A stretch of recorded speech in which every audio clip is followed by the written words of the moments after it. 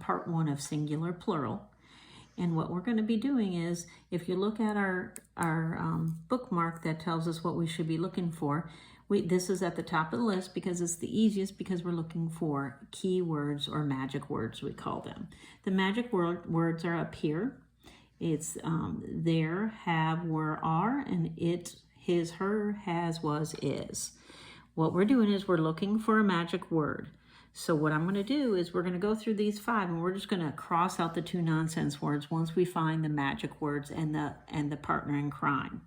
So for instance, I see a magic word. It is there. Okay.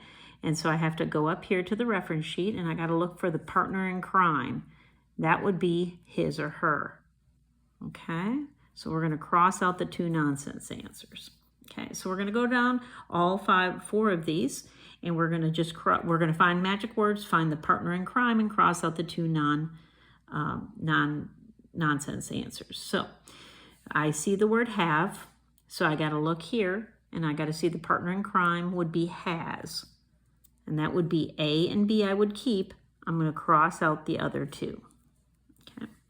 The third one, now what we have to be careful of is wrong spellings, like an apostrophe S cannot be used, so A is out. And there, THERE is out.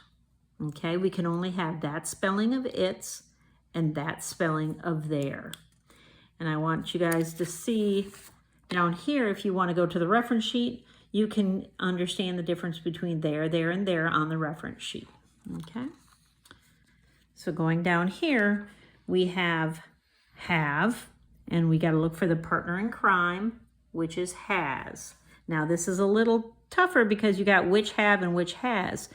In all cases, as soon as you see a magic word and its partner in crime, cross out those extra words. Okay.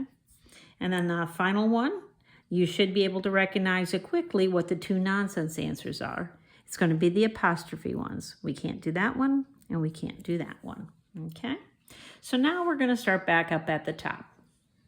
What we have to do next, once we have gone through and we've recognized that there's a magic word, we found the partner in crime, we've crossed out the 2 nonsense answers. Now we have to do is we have to identify the subject of the sentence. What we can do, remember, if we find a transition or a verb or a pronoun that starts the sentence, we've got to go to the comma, and the very next word is going to be the subject. Okay? So in this case, whose lifetime are we talking about? Because today's students can expect to hold multiple jobs, some of which may not even exist during lifetime. Whose lifetime? We're talking about the student's lifetime. Okay?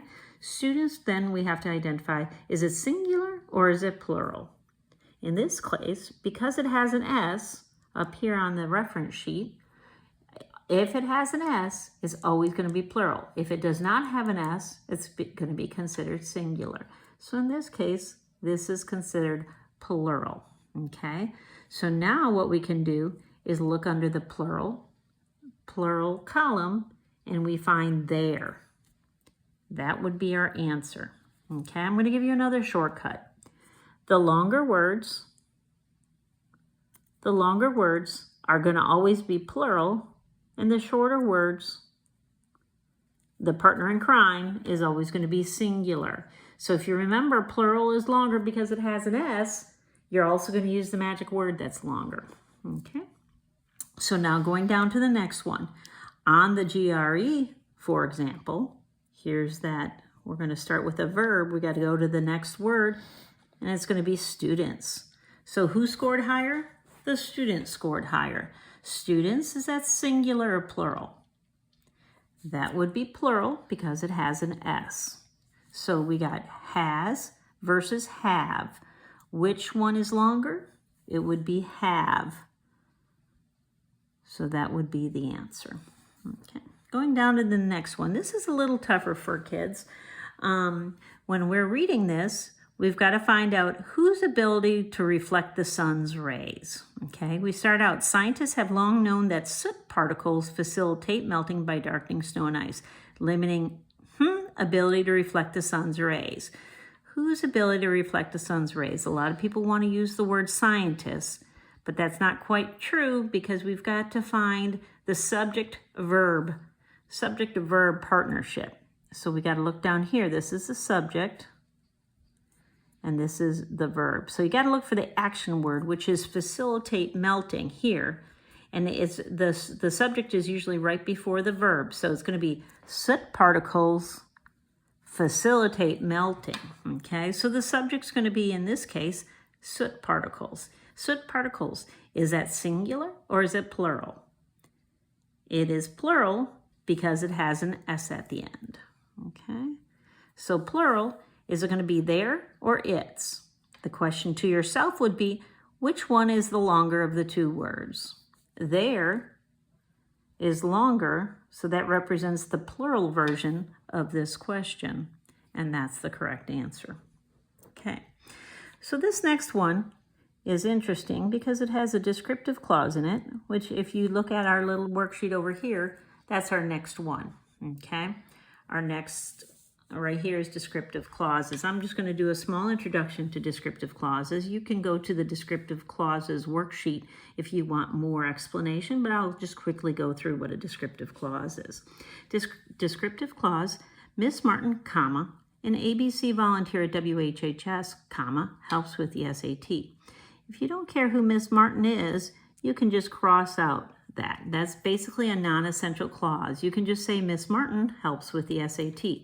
As you can see, as I showed you last time, this is the subject, and then we can go here, this is the verb, which is the action word. The subject and the verb is usually next to each other, especially with a descriptive clause or a non-essential clause. You're always going to have the subject before the two commas, and then the verb follows it. So if you start with a comma, you have to end with a comma. You can also use dashes. So if you start with a dash, you have to end with a dash. Okay, so going back to this worksheet, it says this trend, combined with the increasing accessibility of information via the internet, comma, has led some to claim. Okay, so if we cross this out, let's see if we can read it and the sentence still makes sense. This trend has led some to claim. Okay, that makes sense, doesn't it? So this trend, so what has led some to claim? This trend, right? So trend, is that singular or plural? That would be singular because it doesn't have an S. So what we would have to do is go with the shorter one, which is has led. So that should be this one right here. Okay. So going down to the final one on this page, we have like their terrestrial plant cousins. Here's that rule using a pronoun. If the sentence starts with a pronoun, you got to go to the comma, and the very next word is going to be the subject. Kelp. Is that singular or plural? It doesn't have an S, so it has to be singular. So it has to be its or their. The shorter one would be the singular one, which would be its.